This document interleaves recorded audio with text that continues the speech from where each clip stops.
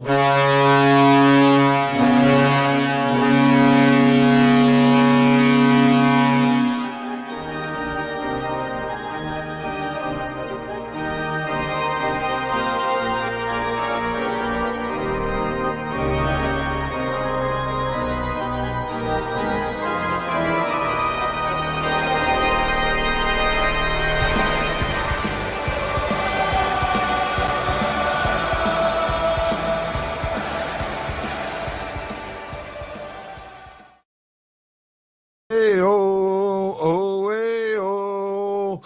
the Blues end up winning 7-3. They give up 3 goals in that third. Interesting third period, by the way. I'm not sure if the Blues just quit or whatever, but they ended up giving up 3 goals on 6 shots, and that's concerning to me. I can't wait for Ashley to get here because I finally figured out how to address the Bennington situation. I've been thinking about it. I've been talking about it. Been trying to figure out what is the best way to address this defense versus goalie. You know, and I think I finally figured it out. Hey, it's Chris Limbert. I know Guido's here, among others. I appreciate you. Marianne Holmes is saying hi, baby. Hi, baby. How are you? I'm doing good. It was a good win, but it wasn't a good game. You cannot give up those 3 goals in the third on 6 shots. That was absolutely. Now, they probably could have scored 10. They did let off. I seen that. Absolutely. Morton.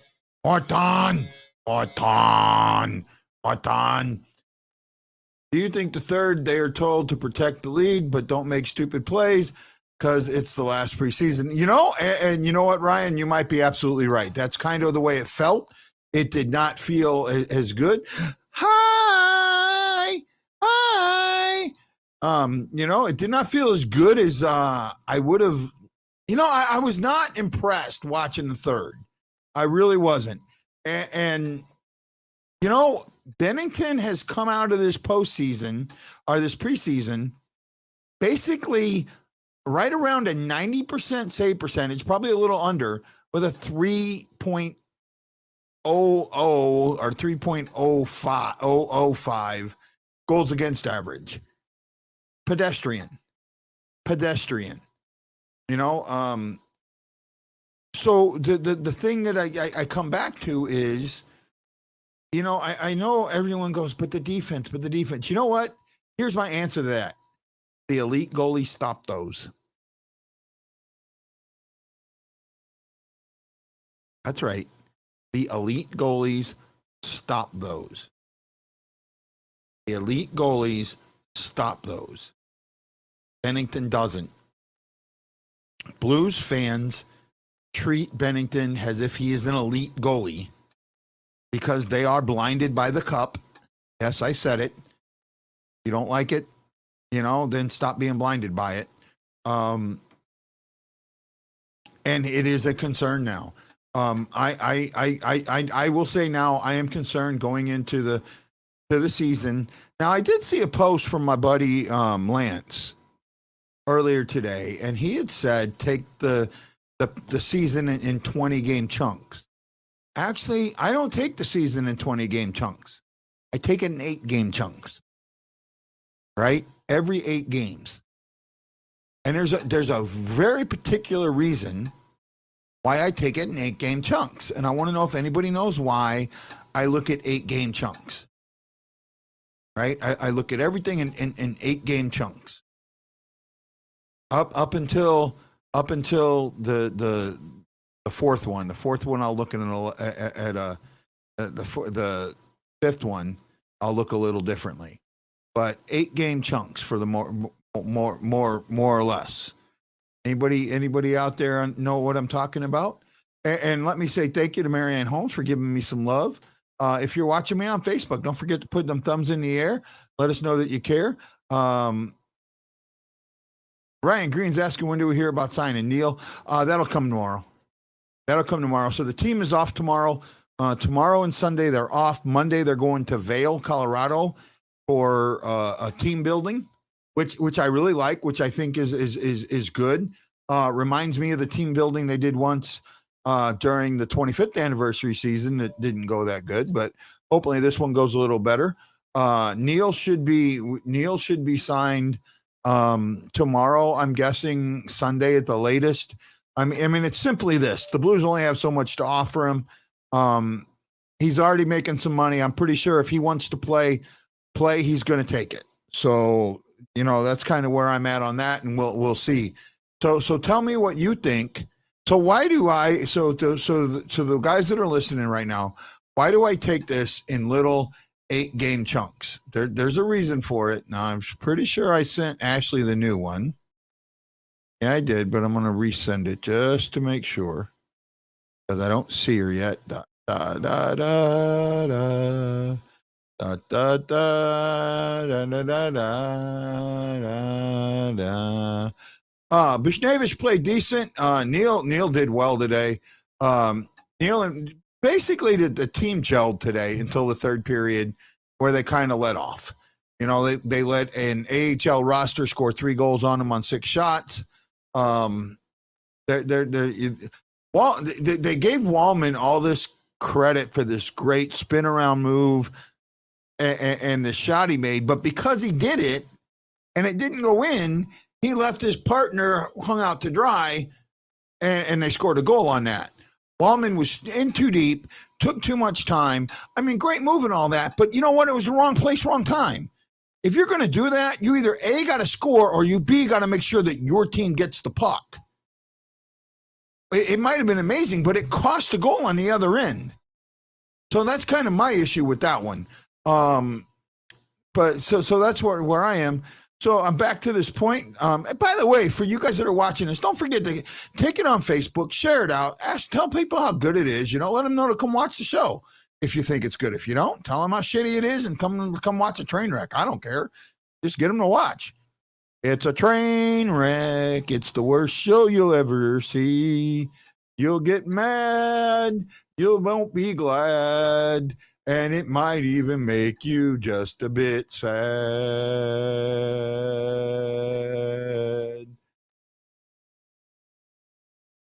So have I made you leave yet? Yes, no, maybe. Part of the way.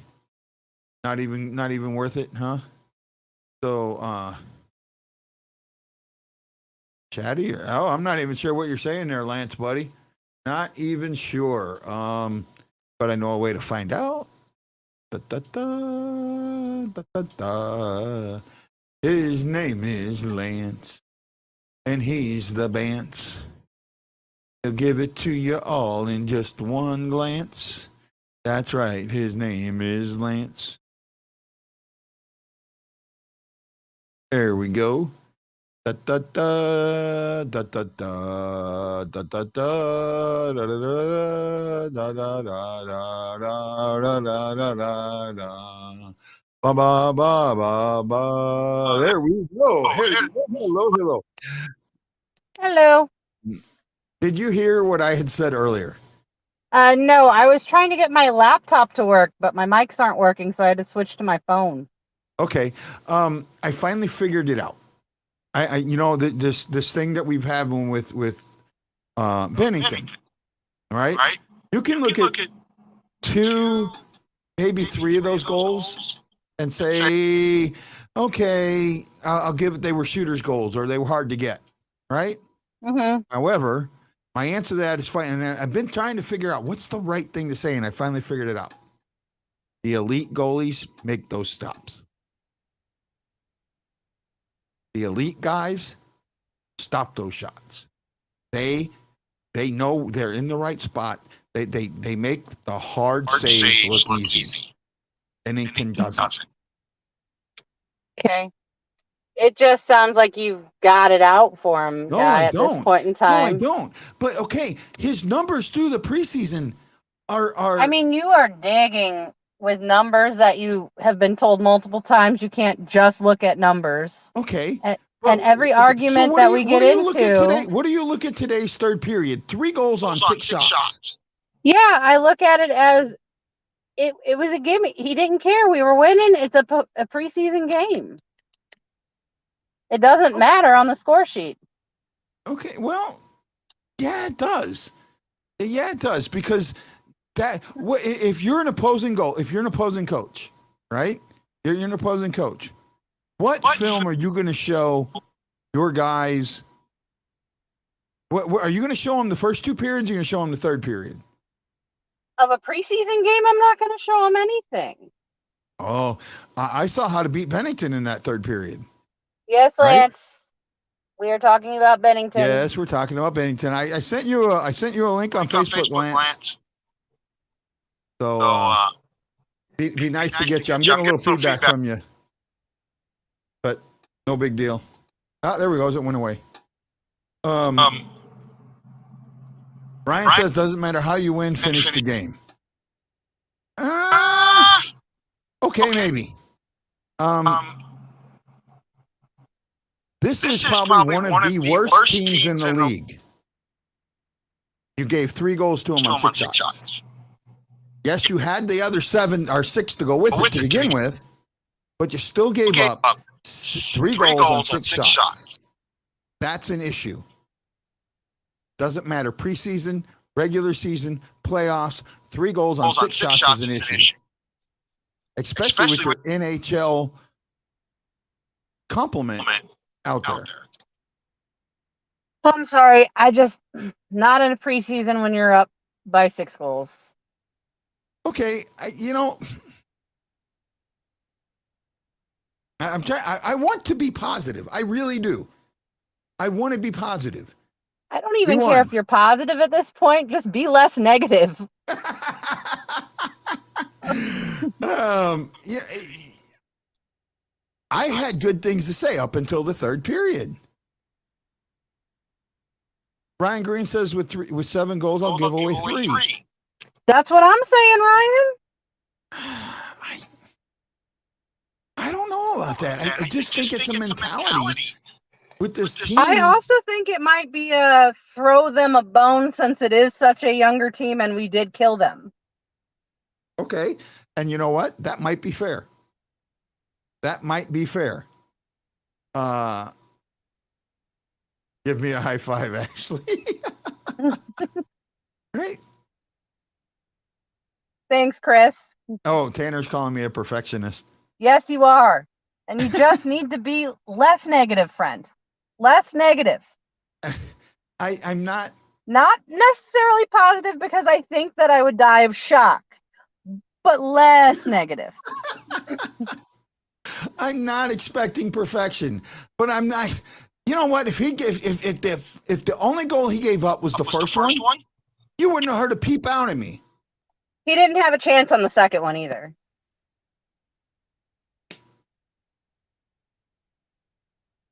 Well, again, and I go back and say the elite guys make those stops. No, you're just looking for anything to dog the guy. No, I'm not.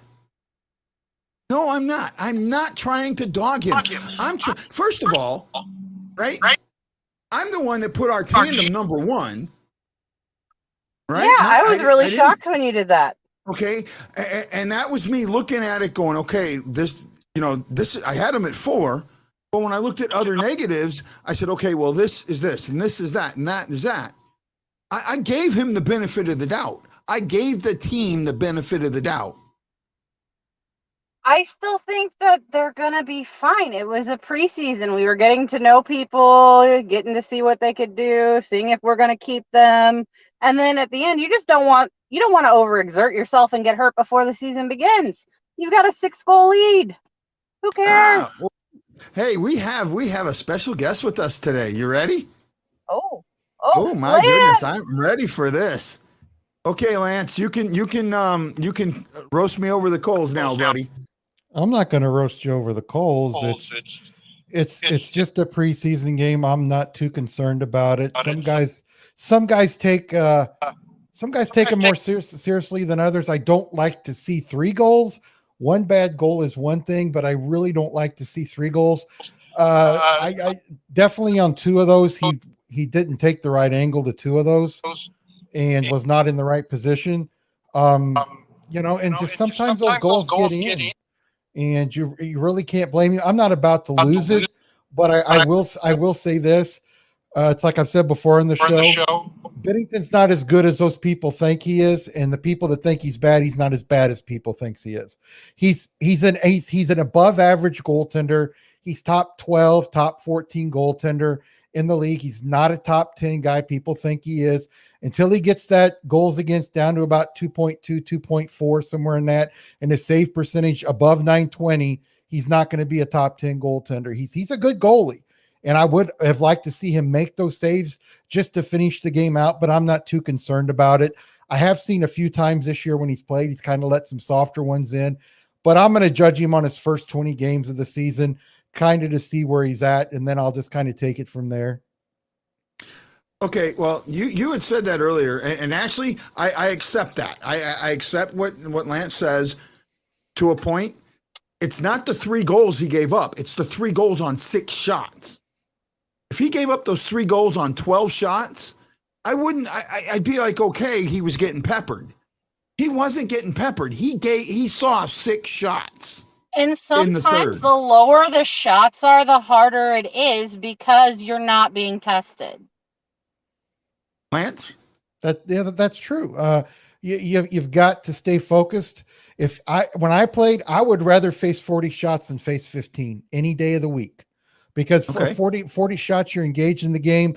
15, you're just kind of down there. Yeah, you're being focused, but it can be easy to kind of lose what you're doing, and all of a sudden you've got a 3-on-1 breakaway or a 2-on-1 breakaway, and you think you're prepared, but you've been kind of, I don't know. I'm not going to say spacing out because you really don't space out. You're following the action, but until you have that action and you're really into the game, most goalies will tell you they would rather face a ton of shots than face very few. Right. Okay. Chris Lambert says, I can see what you're saying, Guy. Agree nonetheless. Same to you, Lance. Well, hey, we appreciate that. Iguido saying, go, Lance. Yeah, we appreciate you having on. So, Lance, you had talked about the 20-game thing, right? For me, it's 8. I break it down into 8 games. Right. I look at 8-game blocks, and I think you probably know why I look at 8-game blocks. Well, I mean, everybody's different. Sometimes you can look at the first 10 games, first 20 games, so on and so forth. But most teams, a lot of times if you see a team get off to a hot start and they go, let's say 14-4-2 in their first 20 games, you really can't judge that team. Then you got to wait a little bit more. But I think a goalie's got to get at least, in my mind, 12 to 14 starts before you can really start to see what he's going to be. Because there's guys in the past that I've seen really stink it up, and their goals against is bad, their save percentage is bad, and they're not making the big saves. And that's the main thing I judge a goalie on. I don't care if you give in 6 shots and you're up 7-6, but what I want you to do is when your team needs you to, it's like Grant Fuhr, the good goalies, those guys, guys like Martin Brodeur, Patrick Waugh, if they did give up a couple bad goals, when their teams needed them to make that big save, they made the big save. The big save. Yep. And that's what I call a big goalie. If there's a goalie that's got a 3.38 goals against, but he's winning games because he's making big saves, it's a win. A win's a win. I don't care how many goals they give up. Yeah, I'm concerned when a guy gives up soft ones. But if his team wins 5-4 and he made 4 great saves in that third period to win the game, he's done his job. And I'm actually on there with you. So I look at 8 games because 8 games is 10% of the season. Yeah. Right. 10. So I look up until the 5th one, which I go 9 games. So that makes it the 41. But I look at 10% chunks because, again, it gives you an idea of where you're at. However, you're right, because in 17-18, the Blues went 10-3-1 in the first month. Do you remember how that season ended up? Yeah, it wasn't very good, was it? They missed the playoffs by 1 point, losing to the Avalanche the last game of the season. Yep. Right? So while at one point they were the best team in the league, very early, they still missed the playoffs. Yeah, and then the opposite of it, of course, is the Stanley Cup year. The Blues were one of the worst teams in the league up until January 3rd, and then they were the best team in the league from January 3rd on and through the Cup, until they won the Cup. It can go both ways, but these people, I've seen so many people, and you are concerned about Bennington, and I do understand that, but there are so many people that take these preseason games, and like I saw somebody say, Huso needs to be put on waivers, needs to be traded. He's going to be here this year, and I think honestly it's his last year, because I think Ellis or Hoffer, especially Hoffer. And if you ask anybody, if you ask anybody in the organization, even after Hoffer, but even after all these games in the preseason, they're still. I talked to somebody the other day. Hoffer is still third. Ellis is not even close to what they consider Hoffer. If anybody's going to come up, unless he falls apart this season, it's going to be Hoffer next year, and Huso's going to be gone. He won't be here next year. Well, I'll tell you what, Hoffer's got. I'm sorry. I mean, I know you're a goaltender in that, but what I've seen of Hofer and what I've seen of Ellis has bypassed him. I'm going to tell you something. Hoffer's played a lot more against tougher competition than Ellis has. And hey, some guys in the preseason, like I said, I really don't judge it, especially goalies in the preseason. Okay. Well, what about the prospect tournament? The prospect tournament? No. No, because in my mind, you're playing with a lot of guys that are on your same level, and guys can have really great games, but they never turn out to be anybody. A guy that could score 2 goals against you, all of a sudden you never hear from him again. He's a top prospect 1 year, 3 years later he's serving beer at the arena. So I'm not, and then other guys don't score in the prospect tournament, and 3 years later they're 25 goal scorers in the NHL. Okay. So, I just don't put a lot on that. I look at his juniors. I look at his world where, if he plays in the world under 18, so on and so forth. That's the type of competition I look at. I like it. I like Ellis. I really do like Ellis. Oh, I do too. And I think eventually he's going to be up there, and he'll be challenging Hoffer for that backup goaltending spot. But I think right now, Hoffer, when you watch him, like I said, in preseason, you really can't judge him. I've watched his mechanics, and I think he's better mechanics wise than Ellis is right now. Well, does it say anything that Hoffer got sent down and Ellis didn't? No. Right. Ellis was the backup tonight. No, all it says is they wanted to give him more playing time because they had already figured out that Hoffer wasn't going to be here, and they just decided to go ahead and send him down to where he can do what he needs to do. That's all it is. But have they even done anything in the minors yet? They're even at training camp or anything? Not that I know of. So wouldn't he have gotten more practice time if he'd have stayed up? No, here's the thing. If they already know where he's at and what he is, and they haven't seen a lot of Ellis against, I guess, somewhat NHL talent, because a lot of these guys, especially if you watch Columbus tonight, they are a very young team they put out there. And a lot of those guys aren't even going to be on the roster. Oh, yeah. So, there's not much you can really tell by keeping Hoffer up here. Make Ellis the backup. If Bennington all of a sudden says, hey, I want to go, I want to be gone after this, and just, and they want to put somebody in, get another look at Ellis. They've had plenty of time to look at Hoffer. So I'm not concerned about it at all. But like I said, Ellis is close to Hoffer, but he's just not quite sound mechanically yet as much as Hoffer is. Well, Mary, I disagree here. I don't want to go with 3. When you go with 3 goaltenders, you actually are limiting yourself if someone gets hurt. You really are. I talked to Mary about this the other night. I believe it was Mary I talked to. Yeah. And the NHL is talking about having 3. But they're adding it. It's not taking away a roster spot. It's adding an extra spot for a guy that, is going to be there as an emergency goalie, or a guy that's going to set in the box, and a guy you can switch up. Hey, if they have confidence in a backup, but he has a bad game and they see something else coming up and they want to see what their other guy can do, they don't have to call him up and send another guy down or set another guy down or take a roster spot. Okay, and that makes a lot of sense. Yeah, I understand what she's saying, because the NHL, I don't know if they still are, they were looking at possibly adding an extra roster spot to have a third goaltender, not take one away. They wanted they're looking at getting away from the e-bug. Yeah. And I mean, Ashley, what do you think? Would you mind a third goaltender if they add an extra roster spot? If they add another roster spot, I think it would be a great idea, because, then you wouldn't have situations like, a Zamboni driver having to come in. Okay. Add a roster spot that is non-cap, that doesn't count against the cap. Yeah, and add a roster spot that somebody can just play a guy something minimum, or set something up in the CBA to where it's a special thing for that third goaltender. They can make that much.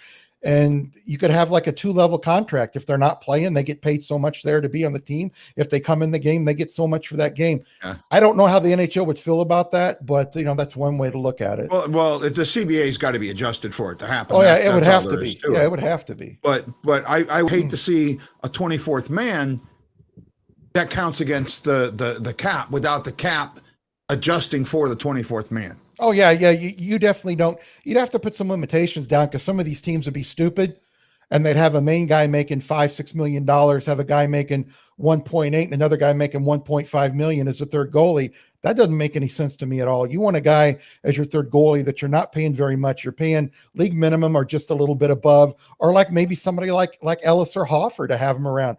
But a guy like Hoffer and Ellis right now, you want them playing somewhere. Yeah, they're young. I do agree with that. My concern with having this third goalie is you get a team that's up against the cap. Yeah. So they take their primary goalie. This is the night that he wasn't going to play, right? This was his off night. So I'm going to put him in the press box and save that $5 million on the cap so I can bring somebody else in, so to manipulate the cap that way. I think that's the issue that I would have there, as long as there was a way not to manipulate the cap. Right. Yeah. I know for a fact the NHL wouldn't want that. And the Players Association wouldn't. Donald Fear with the Players Association, he wouldn't want that either. I know he wants his guys to make money, but he knows that kind of stuff doesn't make any sense. Yeah. So if you did it to where you designate your third guy, and that's, if you put him in the game, he's still designated your third guy. You're not saving money off the cap putting him in the game. Yeah, it's not going to give you a cap advantage over another team in that game, to where maybe you could bring somebody up that makes a little bit more and put them in the game, as opposed to somebody who's already there that's making a minimum or something. That wouldn't make any sense. You went dark, Ashley. We lost you there. You still with us? She's in the dark. Yeah, I don't know. Her phone might have died. Yeah, we'll see if she comes back. There, I see some movement. Still with us, Ashley? Your phone died, right? And yep, her phone died. Got that right. Called that spot on. No, so I wanted to ask you something, Guy, and I've been getting a lot of thoughts on this from people, and I know my thoughts. There she is. Yeah, we got her back. It was dark, and then I'm blinded by the light. But there's a lot of people talking about, do you want to keep Neighbors up, or do you want to sign Neil, or can we do both? I've gotten so many other opinions. I know my opinion, Guy, and I haven't heard you talk about it. But if you had to choose, and somebody said you can have Neighbors or you can have Neil, knowing that Neighbors would go back down to junior and get more experience, because a guy 19 years old, even though he's looked very good, he needs a lot of experience, and he's played against a lot of guys in this preseason that will never be on an NHL roster this year. And, they can play him for 9 or 10 games this year without losing his eligibility. But I would wait to bring him up till the end of the season personally. But what would you do, Guy, if you had to choose between those two? First of all, Neighbors makes my 23 man, right? And I look at him. I take both Neighbors and Neil, right? Because the one thing that you just said that I disagree with, Neighbors played against a lot of NHLers. He got some good NHL look, not just AHLers or guys that are like him trying to come up. He got a lot of good looks at that level, right? Well, you know what concerns me though, Guy? Hold on. Real quick. What concerns me is Berube. Kyrou was ready, and he kept putting Kyrou off and setting Kyrou. If you're going to bring him up for the whole season. I don't want to see him for 9 games. If you're going to have him here the whole season. I'm kind of with you, but kind of not. I don't want to burn this season if we don't have to at the age of 19. I don't want him going, because if he is a star in the making, and all signs are pointing to that. Right? I'm seeing it. I'm seeing a lot of the little things he does. I see the O'Reilly effect in him. But you know what? He's not going to play with O'Reilly if he played very much. If he plays with him at all. And the thing I've noticed about him, I love his motor and I love his hockey IQ. Mhm. But there's a lot of times I've watched him, and I don't know. I watched him in the game tonight, and it's not prevalent, not a lot, but there's times he looks a little lost, like he doesn't know where he's supposed to be. And I don't. But that's my point, Guy. Why bring him up for 9 games? Those 9 games in the NHL aren't going to make any difference really in his growth because he's not going to get major minutes. He's just not. I'm with Lance on this one. So first of all, are you telling me that 20 minutes in juniors in the Oil Kings against 17 and 18-year-olds is better than 10 minutes at an NHL game? For 9 games. At that point, I'm going to say no. For 9 games, yes. Yes, it is. It most certainly is. It definitely is, because I want him up here, but either keep him on the roster. And Berube, don't sit him every 3 games, or if he makes a mistake, sit him for 4 games. Play him at least 65 to 70 games out of the 82-game season and see what he can do. Otherwise, wait to the end of the year to bring him up. I understand what you're saying. I'd rather use the 9 games. I think I'd rather use the 9 games. I don't think he's going to learn as much in the Oil Kings. I think he gets more play with the Oil Kings, though. Yeah. And here's the thing. No matter if your talent level is higher than everybody around you, you still learn a lot of things. Trust me, you do. Because look at all Thomas learned before he came up, and he had to keep being sent back down to the minors. And then they brought him up when he was old enough to stay. Thomas got a lot of invaluable time down there in juniors. There's a lot of guys in juniors that don't end up in the NHL. There is. There are, but there's a lot of good players in his league that are NHL players, and they're going to be NHL players.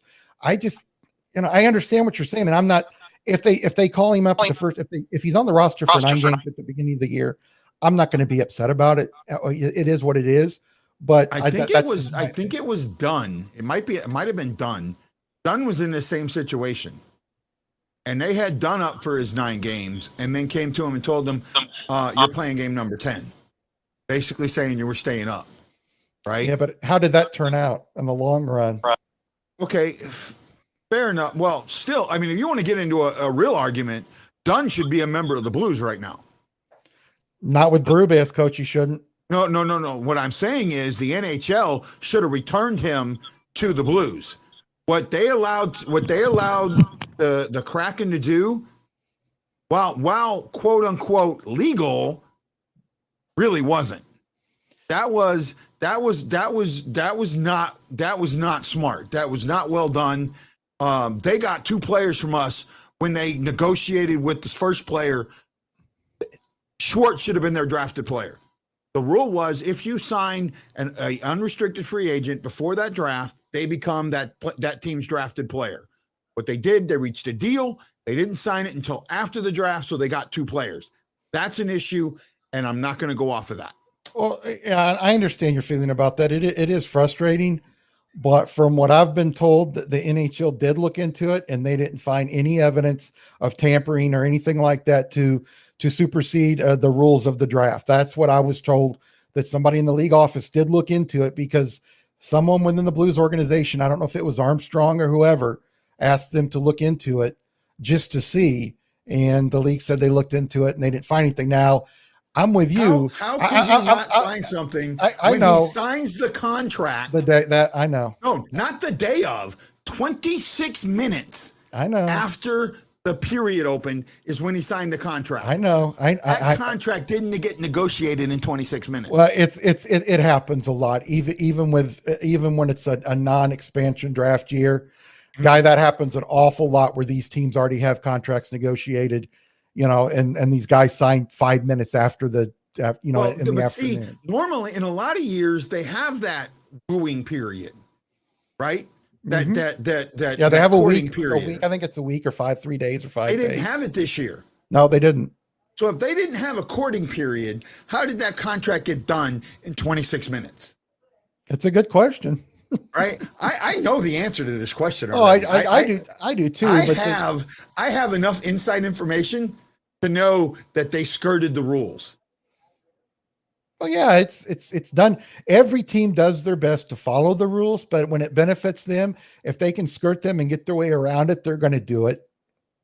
Hey, Ashley, sorry we like talked over in that. I really apologize to you. I didn't Yeah, I'm mean sorry. to. And no, it's just her phone died and the mic on the laptop's not working. No problem, Ashley. I just didn't want you upset thinking that we were over talking you or whatever. I was going to ask her a Me question. and Lance get going, and you guys just you're in trouble. You know. Yeah, I was going to ask her that. I was going to ask her the question, see what she thought. That's why I asked her before, because I didn't want to leave her out. Yeah, no, she was on your side there. I still think Neighbors needs the 9. I don't mind the 9 games. Now let's put it this way: if you do it 9 games by, let's say, December 1st, okay, that's perfect, because by then that's about the time that his Oil King season is just kicking into gear, right? I'm not sure what their season is, but they only play during the weekends, if I remember right. The juniors, they don't play weekday games. But most of these kids are still in school. Yeah, a lot of them are still in school. Right? So they only play on the weekends. There's some other stuff going on here. Neighbors knows what he's doing. I got to talk to Neighbors while he was in St. Louis. Yeah, he's a really smart kid. Like I said, he's got a high hockey IQ. He's very smart, knows what to do, and he's going to be a good player if he continues to grow. I am still concerned with any young player, and people talk about, Berube played Sanford. You and I have talked about Sanford, too many times, but he's not known for giving guys for overall, young guys. 9 times out of 10, if you make a mistake as a young guy, you're going to sit for 3 or 4 games, if not more. And I don't want that to happen to him. I really don't. And I'm with you there. I really am. Here's my thing. Here's the question that I've been thinking about, and I got 2 for you. We got time, man. You got time to sit around, right? I got a couple minutes. Yeah. Okay. Question 1. Let's do question 1 first. Mm-hmm. Do you think there's a possible rift between coaching and front office? I don't know if you'd necessarily want to call it a rift, because GMs and coaches don't always agree. A lot of times GM and coaches don't always agree. They're not always on the same page. A guy thinks, a GM says this guy should play, and sometimes coaches don't play that guy, and then they have a big session with the GM after that game or 2 games down the road. I think Berube and Armstrong get along, but I think there is a little bit of tension between the 2 of them. If anybody says there's not, I think they're lying. Okay, well, here's why I think there is. First of all, was to bring in Hitchcock as the quote unquote coaching consultant. You bring in Montgomery, who is just this side of a league issue, right? Mm-hmm. Now, look, I'm all for Montgomery. All for second chances. I just don't think he's too far removed from that issue. That's my thing. I don't think he's far enough removed from it. Right. Yeah. And I brought out in my podcast, one of the last episodes I had, I think it was September 27th. Yeah. And I got a lot of flack for it. No, they're not bringing in Hitchcock in case Berube screws up. Guys, I'm going to tell you something. Doug Armstrong's not stupid. He doesn't want to have, and nothing against Steve Ott or any other assistant coach. If something were to happen, and let's say the Blues go 6-14 in their first 20, he wants somebody there that's coached before. And anybody that says no, Armstrong, it doesn't think that, and it's never crossed his mind, is not really thinking properly. I'm not saying that's the only reason he brought him in. That's crossed his mind. Oh, that's exactly otherwise why you don't bring Otherwise, you don't bring Hitchcock in. Yeah, you don't have Montgomery sitting there. No. Right? And let me ask you this: Hitchcock in Dallas, after he left the Blues, players didn't like him. Players didn't get along with him. McDavid, Draisaitl, up there in the Oilers, Nugent Hopkins didn't like him. Didn't get along with him. Why would you hire a guy who was supposedly retired in his swan song the last year with the Blues, replace him with a terrible situation with bringing in his replacement ahead of time and Mike Yeo, and then bring him back? I hated that move. Yeah, I mean, and you and I talked about how much we hated it when it happened. Yeah. But he's there for a reason. Yeah, he's there to be an assistant coach and a consultant, but he is the backup plan. Don't get Guy and I wrong. That's exactly what he is. Yeah, no, and that's how I thought. The other thing that to me signifies the riff or the tension is Sanford. You took his boy, you took teacher's pet, put him in another classroom.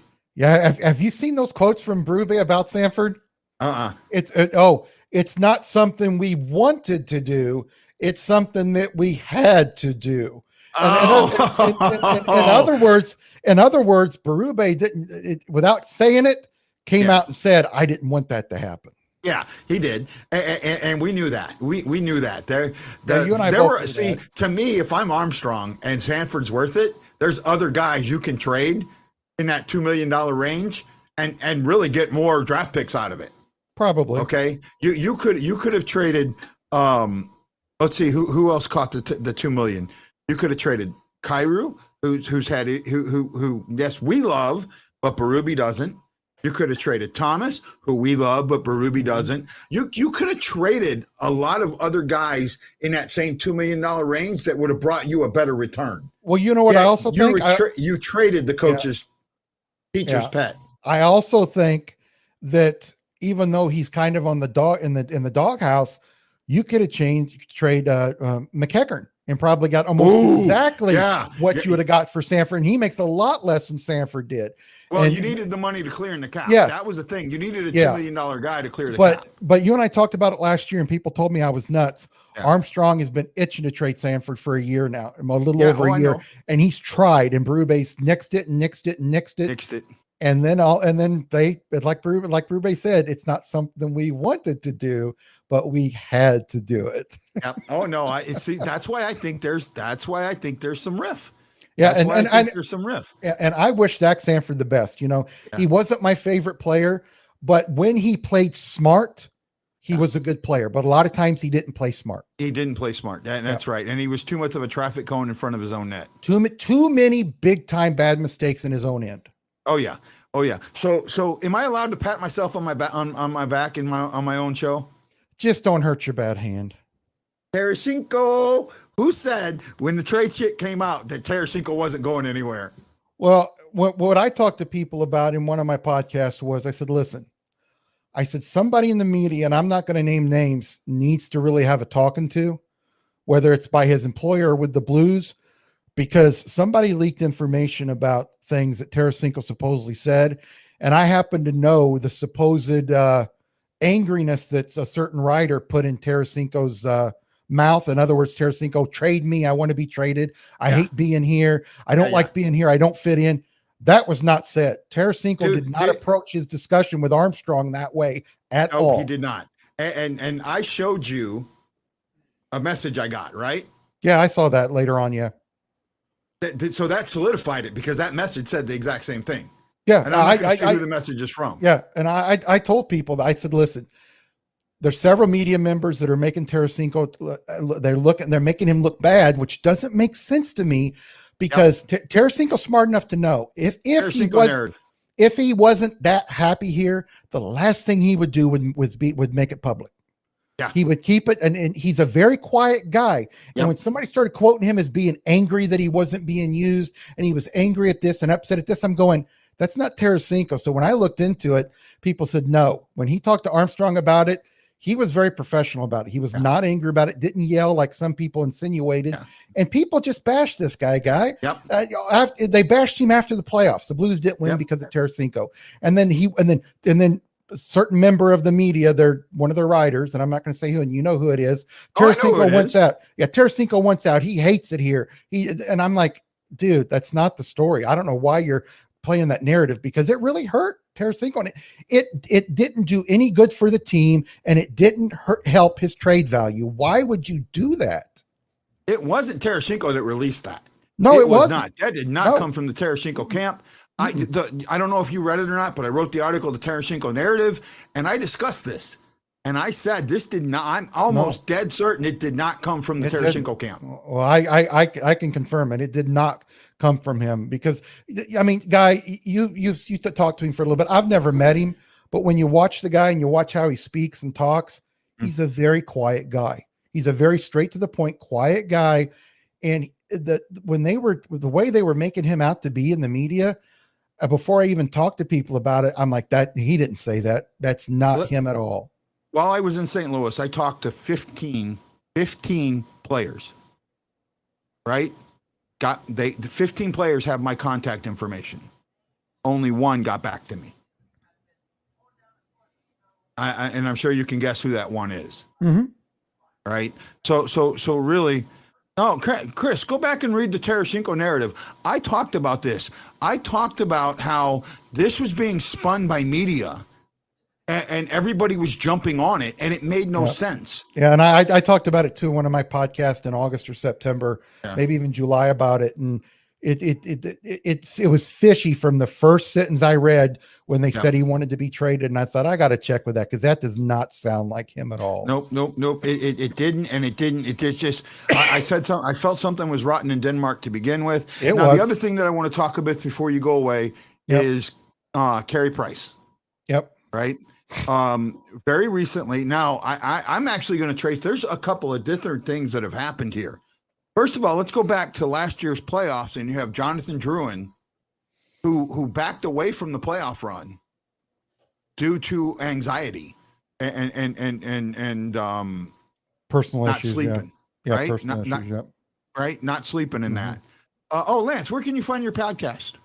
You can find it at droppodcast.com. That's DROPPODCAST.com. And my Twitter handle is Drop Hockey Show. Actually, Marianne, no, it wasn't from his agent. Nope. Mm-mm. Know that for a fact. Nope. Mm-mm. Know that for a fact. Nope. So let's go back to the playoffs. So you had can I say something real quick, Guy? Yeah. Marianne, it's basically common sense that Guy and I are talking about. Think about it this way: if you're a player's agent, you want to maximize his value. You do not want to minimize his value. And everything that was coming out minimized his value. So just look at it that way. And Guy said he's confirmed. I confirmed it. And Tarasenko did not come out and say the things that he was reportedly said, the tone that he said them in. But go ahead, Guy, about Drouin up in. Okay, so Drouin, and when Drouin backed off of the playoffs for anxiety and that, there was some negative backlash at first. A little bit. Okay, there was some negative backlash.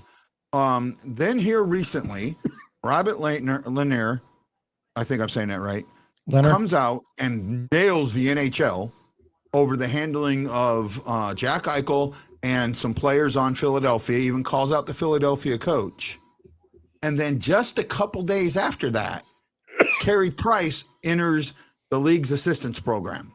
Now, I know exactly why and what it's for, but I am not going to say it, because until the league comes out and says it, I'm not going to bash a guy, because I know the problem he's having, and it's not a problem that is caused basically by his fault. It's a problem that happened over time, and it's a problem that a lot of people have. The thing about Robin Lehner, I will say this: I know it took some guts to come out and say what he said, but I don't like the fact that he made accusations against the Flyers and Alain Vigneault without coming out and stating facts. When you accuse somebody out in public, you better have the facts to back it up. And he's not telling people those facts. He's not telling those people. Well, actually, see, I'm going to put a little bit, I'm going to support him on this one. While he's not telling us the facts, he told the NHL the facts, right? And the NHL is still investigating. So there's some smoke there. Well, I'm going to tell you something right now. Okay. A lot of people, I want people to get something straight. At least it was this way when I played hockey and when I watched the Blues in the 70s, 80s, 90s. Team doctors, when they treat a guy for something, whether it's pain, whether it's anxiety, whatever it is, if it's something out of their realm, they will send them to a specialist. But if it's something within their realm, they will give them prescription medications. They don't necessarily write a guy a prescription and send him to the Walgreens or CVS. They have those prescriptions there as a team to give out, and then they have to keep records of basically, they have to say, okay, I prescribed this guy. Let's just say it's oxycodone. Okay. I prescribed this guy 10 milligrams oxycodone to use once a day. And after he's going to be on this treatment plan for this long. A lot of people get this feeling that these doctors write prescriptions and they send them to the pharmacy. That's not what happens. Every team and team doctor has medications in a locked cabinet. So that's first of all. Now this actually, them having to log down what they were giving. Yep. That didn't come about until 1994. Yeah, I know, but they have to now. Okay. Up until 94, they just gave that stuff out like candy. Oh, yeah, Guy, I'm going to tell you something. There were a lot of players on stuff in the 70s and 80s. Mm-hmm. A lot of guys on speed. That's just the way it was back then, but they realized it was detrimental. I'm trust me, I get that. I forget which player it was. I want to say Savard, but I don't think it was him. There was a Detroit Red Wings player that got busted in East St. Louis. Oh, yeah. Doing cocaine. Who was that? There was a big story in ESPN in Sports Illustrated about it. It was a huge issue. This was in the early 90s. It was early 90s, late 80s. Yeah. Right. So this is not a new thing. What's different here? The thing that I wanted to get out about this mental health is now we're starting to. Oh yeah, Chris. Chris is going, what? Oh, yeah, there was a player. If you look it up, it was a Detroit Red Wing. I want to say it was Savard, but I don't think it was Savard. No. Who was the other really hard ass on Detroit? It wasn't Joey Kosher, I don't think. Oh, no. I'm pretty sure it started with an S, right? Yeah. I so want to say, who was the guy that I'm drawing a blank. He's passed now. He was Detroit's tough guy. He was the one Probert. Probert. Yeah. I think it was Probert. It may have been. Yeah, you may have been right. Yeah, Probert battled a lot of issues. Right. That poor guy had a ton of issues. But that was like one of the things that kind of went on. But here, what I was trying to get at, Alan. Just recently, there was a discussion in a group, and I won't name the group because one of the admins hates me because I talk real. Well, they hate me too, guys. So I guess we're in the same group. So but you haven't been threatened with being thrown out yet. No, because I don't mess with them too much. So I don't either. But when they make it personal, that's when I come back. But yeah, I don't blame you. Go ahead. So coming back. In this talk about Bennington, someone brought up, well, at least we don't have Allen needing a mental break in the middle of the season. Oh, I stopped. I didn't go any further. I almost blew up on that one. Yeah. Right. I almost blew up on that one. Why is Allen any different? He came up against the same mental issues, and Ashley offline, it was Bob Probert. Yep. So damn, my memory's pretty good. Yeah, it was Probert. Wow, I can't believe I remembered. I mean, I knew, I was pretty sure it was him, but I couldn't completely remember. I think it was like 89 or 90, somewhere. Yeah, because this was at it might have been a little later. This was at the height of the crack cocaine issue. And this was out in Sauget, Illinois. Well, it depends. Are you talking about Wall Street, the height of crack cocaine, or sports players, the high of crack? No, I'm talking down. When crack was really like the New Jack City era. Yeah, that would have been 89 to 92, 93. So yeah, in there. Yeah, 89. He was 23. See, I knew it was because I was on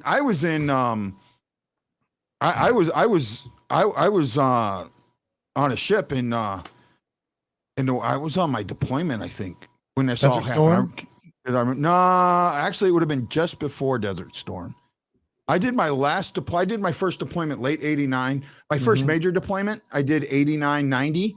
It was my second deployment, my first major deployment, and I did that to the Mediterranean. Then in late 90, early 91, I did the Gulf War. That was my second deployment. Second major deployment. You were young back then. Yeah.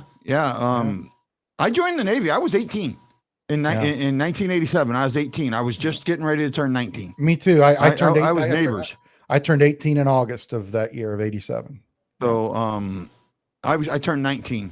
Yeah, but the end of 87. I want to tell some people something. I see a lot of people when they get depressed and they're all toughen up, do this, do that. I've gotten a couple of those. People make fun of players that somebody made fun of and this may have not been depression, but for Tuukka Rask missing some playoff games. Well, I'm going to tell you something. If you've got a personal issue, a personal problem, depression, anxiety, or somebody in your family is hurting, that comes first. I don't care if it's playoffs. I don't care if it's the regular season. And if you've never suffered from depression or had bad anxiety or post-traumatic stress disorder, you don't want it. You don't want to wish it on yourself because Nope. if you ever knew somebody that had it, you wouldn't poo-poo it. Trust me. I deal with it. I deal with it very heavily on a day-to-day basis. Trust me, I do. Yeah. I still, the story I wrote about the Blues Warriors, I still hear those mines hitting the side of the ship. Well, I want to say something about Jake Allen personally, the man that I know. One of his anxiety issues, he wanted to do so bad for this city, and he was kind of a quiet guy, and he wasn't the rah leader and do I look nervous guy that Bennington is. Totally different personality, but it hurt him when fans, said things about him. Oh yeah. It really did hurt him. And some people say, well, that's soft. No, that's just his personality. That means he cares. Don't hate a guy for caring about what he does. No, I'm with you, Lance. I'm absolutely with you there. But anyway, yeah, you were talking about the drugs and Druin leaving. Yeah, and but what I wanted to get at was why are we treating Allen so differently? Yeah, I don't get it because, if one person handles something like post-traumatic stress or anxiety or gets depressed, why is it different than if somebody else it happens to him? Yeah, no, and you're right. I think this is it here. Yeah, and one thing I want to say, I thought it was very, very open and very kind of Carey Price's wife to put out that statement that she did. Oh yeah, it really was. That was he's got himself a good wife there, whatever he's going through. And like I said, I've been told by some people in Montreal and Toronto, and he's got something really on his back, but we do hope him the best. And I hope he comes out of it. And don't blame people for having issues like that. Nobody's perfect and it can sneak up on you. And hey, you can say it wouldn't happen to you, but trust me, it can happen to you. Yeah. No. And that's, yeah, you just don't know when it does or how it does. I dealt with it for 10 years, not knowing I was dealing with it before I finally faced the music. Actually longer than that, probably closer to 20 years. Yeah.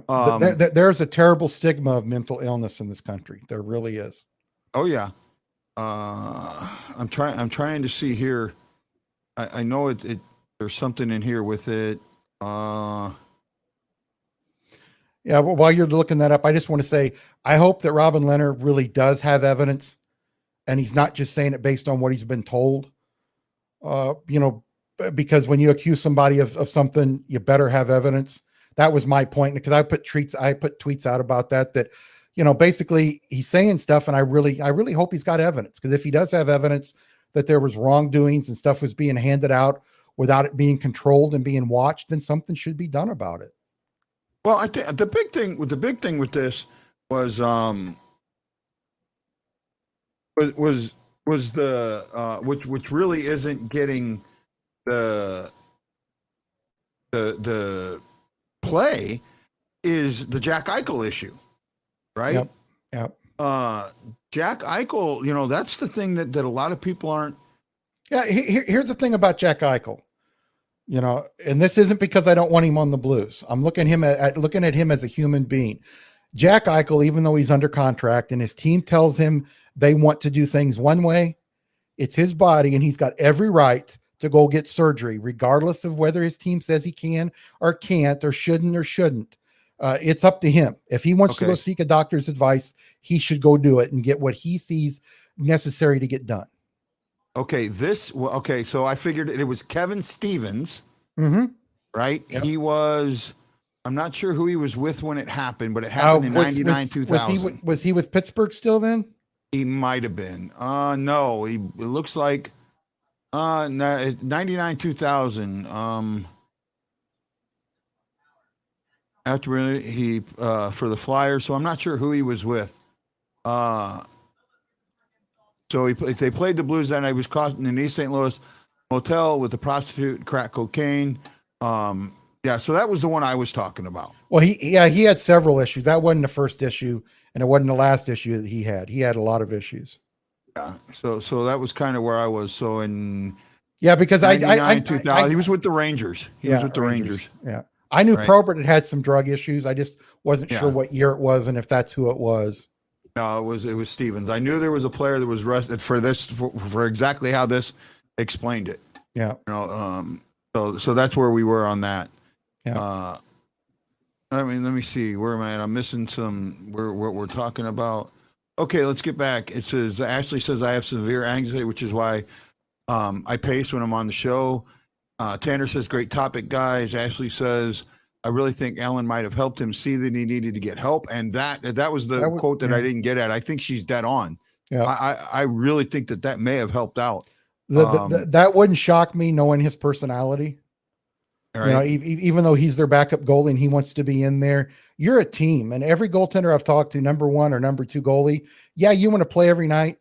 But when you're on a good team, that relationship between you and the starter, or as a starter, you and the backup, it's got to be good or it doesn't work. Yep. So if Jake Allen did have something to do with it and said, hey, Carey, you can talk to me about this. I think, that would be very nice of it. Yeah. Right. Yeah. So his wife, well, not knowing what it is, but his wife did make it seem like it was a mental issue, that he's dealing with some type of anxiety or depression or something along that way. And we wish him the best. We really do. Well, hey, Lance, this was great, man. I can't wait to get you on during the regular season.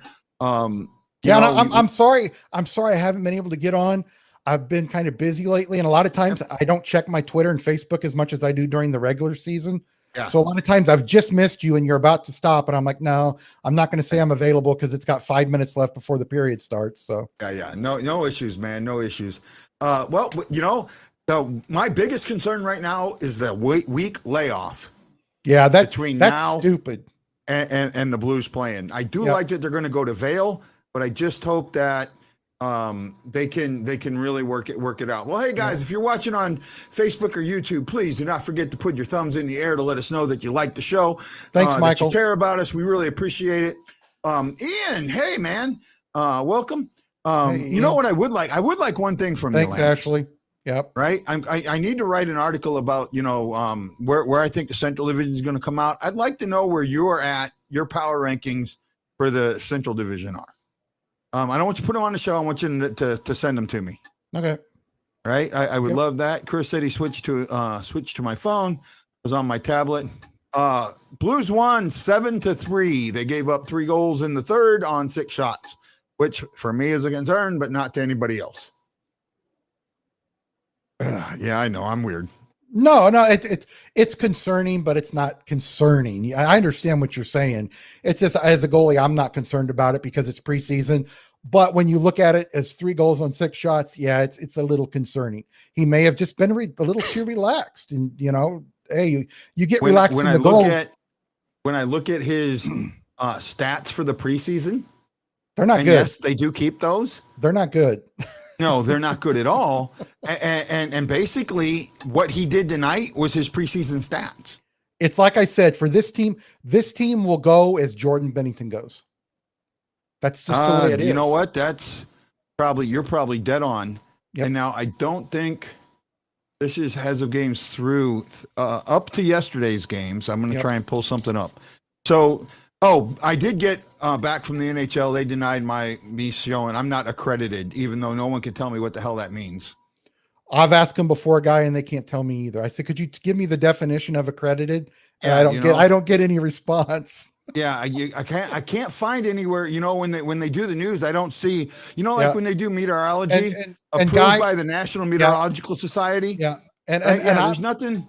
I'm with Lineup Media, and a legitimate company, and that's got a ton of podcasts and a ton of other shows, and they don't give them the time of day. Yeah. I see this. So here we go. This was prior to today's game. Yep. Right. Bennington had played 3 games. He had 118 minutes. He had a 2.54 goals against average with a 918 save percentage. That's not bad.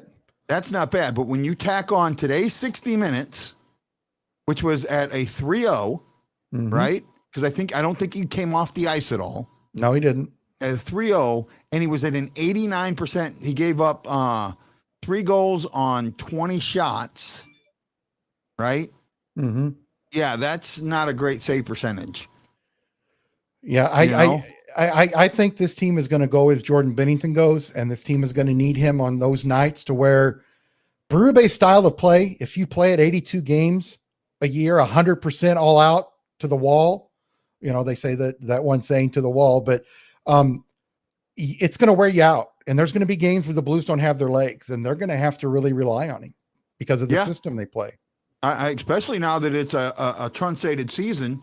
Yeah, I did get my cast off guys, but my hand is really weak. And real quick, I always think the Olympics or World Games or anything hurts players because they're taking the risk. The NHL is having to pay for them to go over there.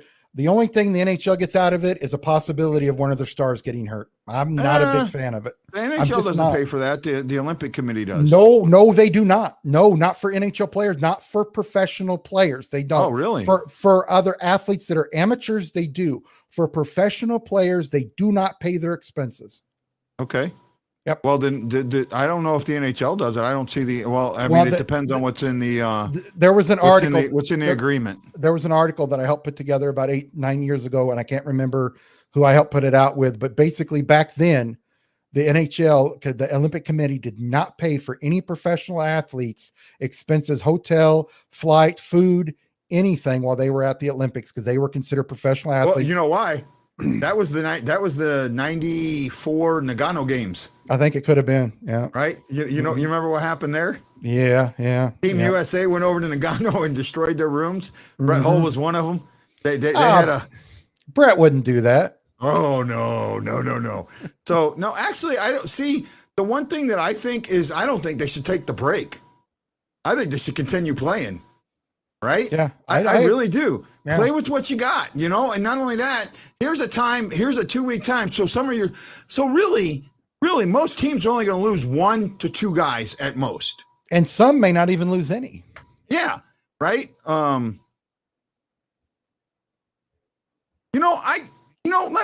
got a little bit of time. We're out of time, but I want to bring this up. I am not, that I look at numbers to a point, but I'm also very high on the eye test. When I look at Kemper, his numbers mystify me because I don't see it. I don't see him being as good as his numbers show. Do you know why? I think he took a step back. I think the Avalanche took a step back by letting Grubauer go. Here's the thing about Kemper. When he's on, he's on. And the thing that people complain about Jake Allen, what was it, Guy? That he would be great. Off, he's really off. He'd be great and play 2.5 great periods, and then he'd give up 2 soft goals. That's Kemper. Right. When he's bad, he's bad. When he's good, he's really good. He's not steady. He's an up and down goaltender that'll have these great 3 or 4, 5 games, and he has 2 bad ones. I mean, just stinkers. That's why the eye test is showing you different than what you're seeing on paper. Well, I mean, they do recognize the Fan Report Media Group. The NHL does recognize us. It's just, I'm fringe. Ashley, here's the thing. Unless Guy would be accredited with Bally Sports, CBS, NBC, ESPN, somebody like that as a reporter, they're not going to give a lot of now it's up to the team. Basically, the NHL has standards, and then the team can look at those standards, and they can look at them and say, okay, we're going to do it this way, because there are other cities that give podcasts like mine or vlogs like Guy's credentials. New York, LA, Chicago. Yeah. There's other cities that do it. So when the Blues told me the NHL doesn't do it, you don't argue with him. You just say, thank you. We'll look for it. I argue. I don't. I argue because it doesn't do any good. You're right. But why listen to a lie and accept the lie? That's my point. And the other thing, this is the one thing, and I'll say this before we go. The one thing that's been told to me that I still don't get, we have to protect our other beat writers. Okay. From what? Well, let me ask you this question. if a new paper came into St. Louis and they had a beat writer, would they not give him credentials? If You know what? If The way they're saying it, no, they wouldn't. oh, they would. They most certainly would. That protecting Jeremy Rutherford and all these other guys, that's just a cop out, guy. You and I both Protecting know them that. from competition is Not their job. That's honestly, a cop out.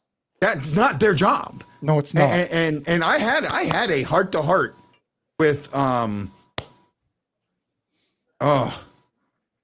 I just went blank. I had a heart to heart with I know it wasn't Chris Dan Kerber. O'Neill. Yeah, you didn't talk to Dan O'Neill about it. You talked to the guy that he works Chris with. Kerber. No, I had a heart to heart with Chris Kerber. Yeah. Right. And I won't go into what was said, but basically, you know, I told him all I wanted was a fair shake, and he said, well, you'll get that. And be honest with you, I haven't. Yeah, well, you know what, Chris can only do so much. You know, he could give you a good word, but ultimately, actually, no. Chris is in charge of that department. yeah, Chris he has is. if Chris wanted, and I don't want to call him out, but if Chris wanted me to have credentials, I'd have credentials. Period. End of I would say story. so. Yeah, I would agree with that. Right? Yeah, I If would agree Chris with that. said give Guy credentials, Guy would have credentials. Period. End of story. Give it some more time, guy. I mean, just give it some time. I've given it 5 years, Yeah. and I don't expect it. If it ever happened, it would be nice, but I don't ever expect it. Well, I'm surprised I gotten as far as, to be honest, I'm surprised I've gotten as far as I can. I'm shocked too. I'm very You shocked. know, I don't think you don't have access to the media site, do you? Yeah, I do now. Yeah, got it? The NHL media site. Yeah, Oh, after I got it or before? it was right before. Right before. So right about the same time. Yeah. What I think is happening is they see that it's kind of going in the way of podcasts and vlogs. Mhm. So they're letting some of us have access to that site as just Yeah. to see how we handle it. Yeah, I don't well, know. I'm probably not handling it that well because I said to me, Did to you ever me- did you ever hear back Yeah. about being able to use clips? yeah, And they told you no? yep, got to be accredited. Here's what gets me. Okay. When my son and I had our vlog, the drop podcast, we had it on YouTube. He figured out a way to use clips to where he didn't get demonetized. Yeah, And I'm not going to say how to do it over the air, Yeah. but I've actually emailed the NHL and said, I have a podcast. I'm using audio clips. I want to let you know this. I don't get any response. So when I don't get a response, that tells me I can use audio clips. Yeah. I don't know the difference, guy, between audio clips and video clips. I don't get it. If they're letting me use audio clips, why can't you use video clips? That, you know what? There's something with audio, I guess. Audio is protected under different things than Yeah.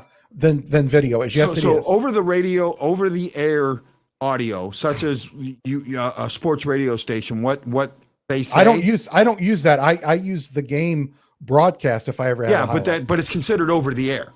Yeah, That's over the air. So that's off a radio station. That is considered fair use. I've actually used Panger and Kelly. Okay. From the game, from the video, and just cut the video out and use their audio. Yeah. Yep. So I'm going to keep doing it until they tell me no. Okay. Well, hey, maybe I should too. Okay, guys, this is Guy, the Hawaii Blues fan, and Lance, the man to Scott, saying aloha, mahalo, and we cannot wait to talk to you again on the Blue Note Fan Report. Aloha.